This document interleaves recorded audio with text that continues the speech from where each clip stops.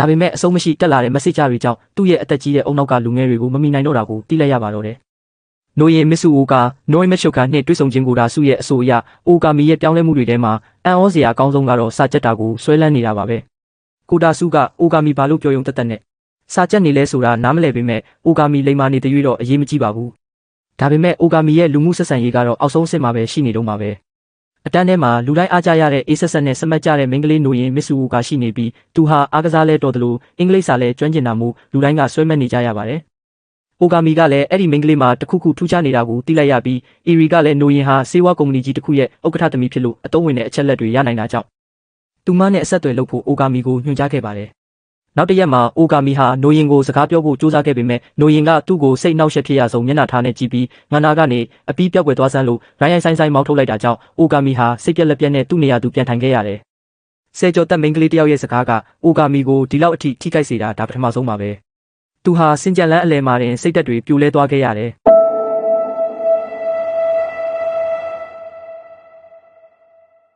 တခြားမင်းကလေးတွေရဲ့အဆိုအရနိုရင်ဟာယောက်ျားလေးတွေကိုအယမ်းမုန်းတာဖြစ်ပြီးသူမကချမ်းသာလှပကအားကစားလဲတော်တာမို့ထူးဆန်းတဲ့ယောက်ျားလေးတွေခဏခဏလာပူပန်းတာကြောင့်အေးဆက်ပြီးလူတော့မတိုးတဲ့သူဖြစ်သွားတာလို့သိရပါတယ်။ကျောင်းပြန်မှာအိုကာမီဟာနိုရင်နဲ့အဆင်မပြေနိုင်တော့ဘူးလို့ယူဆပြီးရာမင်ခောက်ဆွဲဆိုင်တစ်တဆိုင်ကိုဝင်ခဲ့ပါတယ်။ဆိုင်ထဲဝင်လိုက်တဲ့အခါမှာတော့လှပပြီးရှင်လန်းတက်ကြွနေတဲ့စပွဲထိုးမလေးကနိုရင်ဖြစ်နေတာကိုမထင်မှတ်ပဲတွေးလိုက်ရပါတော့တယ်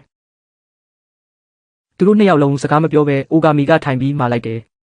အိုကာမီဟာချမ်းသာတဲ့မိန်းကလေးတစ်ယောက်ကဘာလို့ဒီလိုဆိုင်မှာအလုပ်လုပ်နေတာလဲအလဲတန်းចောင်းသားတွေကိုအချိန်ပိုင်းအလုပ်လုပ်ခွင့်မပြုထားဘူးမဟုတ်လားဆိုပြီးတွေးနေမိတယ်။ဒါပေမဲ့ရာမင်ခောက်ဆွဲရောက်လာပြီးပထမဆုံးတလုပ်စားလိုက်ရတဲ့အချိန်မှာတော့အရသာကလုံးဝပြီးပြည့်စုံလို့အိုကာမီအရန်သဘောကျသွားခဲ့ပါတယ်။အဲ့ဒီအချိန်မှာနိုရင်ကအေးဆက်တဲ့အချိန်ဝါနဲ့ရောက်လာပြီးဆိုင်နောက်ဖက်မှာတွေးဖို့အိုကာမီကိုပြောပါတော့တယ်။ဆိုင်နောက်ဖက်မှာတော့နိုရင်ကသူမအချိန်ပိုင်းအလုပ်လုပ်နေတာကိုဘသူ့ကိုမှမပြောဖို့အိုကာမီကိုတောင်းပန်ခဲ့တယ်။အိုကာမီကလည်းလှုပ်ဝက်ချက်ကိုထိမ့်သိမ်းပေးဖို့သဘောတူလိုက်ပါတယ်။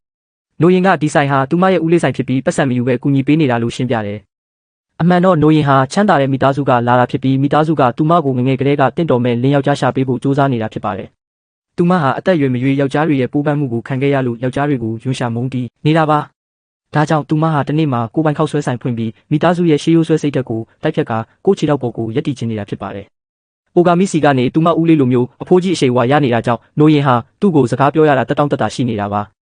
နိုရင်ကကျောင်းမှာတော့ဆက်ပြီးအေးဆက်ဆက်ပဲနေမယ်လို့ပြောပြီးလမ်းခွဲခဲ့ကြပါတယ်။ဒုတိယအကြိမ်ကဲတင်ချင်းနဲ့အိမ်တော်ရေးကန့်လန့်ချက်ဒါပေမဲ့လမ်းခွဲပြီးမကြခင်မှာပဲနိုရင်ဟာကားမဲတစ်စီးပေါ်ကိုပြန်ပေးဆွဲခြင်းလိုက်ရတာကိုအိုကာမီကြားလိုက်ရပါတယ်။ကိုဒါစုကကားနံပါတ်ကိုလိုက်ရှာပေမဲ့အတုဖြစ်နေလို့ရှာဖို့မလွယ်ကူတော့ပါဘူး။အိုကာမီကတော့လက်မလျှော့ပဲအနီးနားကအချက်ပြတာဝါတိုင်ပေါ်ကိုသူ့ရဲ့လှုပ်ကြံသူစွမ်းရည်တွေတုံးပြီးအမြန်တက်ကကားကိုလှမ်းကြည့်ခဲ့တယ်။ကားကမီးပွိုင်းမှာရက်နေတော့အိုကာမီဟာတနက်နဲ့ခြေရခံကရိယာ transmitter ကိုလှမ်းပစ်လိုက်ရာကားအနောက်ဘက်ကိုကွက်တိထိမှန်သွားခဲ့ပါတယ်။